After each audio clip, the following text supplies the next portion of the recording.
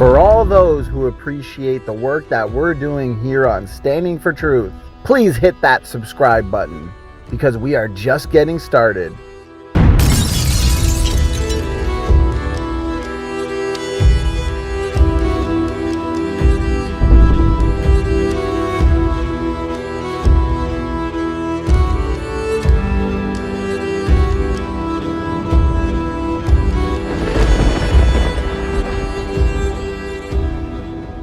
The first question here is, why do Africans, and this is a common objection that I've personally heard numerous times from the evolutionists. So the question is, why do Africans have more genetic diversity?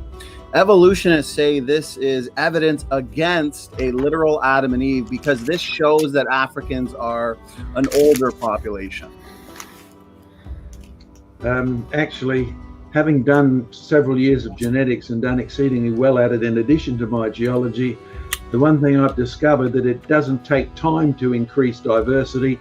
It takes migration from one place to another, particularly if you're being chased by someone who's going to eat you.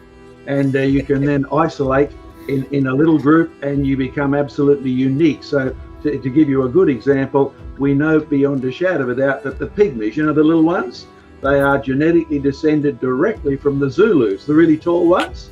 So you've got genetic diversity really quickly, but there's a good reason, and it's to do with persecution.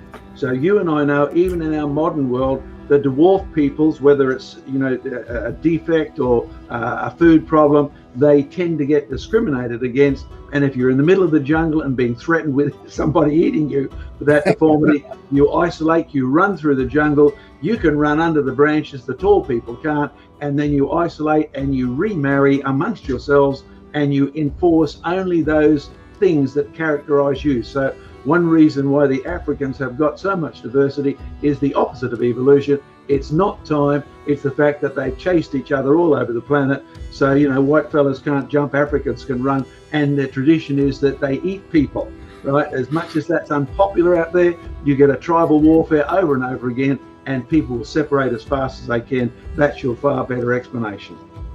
Well, that's a great response, John. I completely agree. I think you nailed it when you said the amount of genetic diversity is not necessarily indicative of time. And that's what these critics of young Earth creation seem to assume, because we're looking at different environmental conditions, a different history, for example, in some of these African tribes and groups. That's a great answer, and I appreciate that.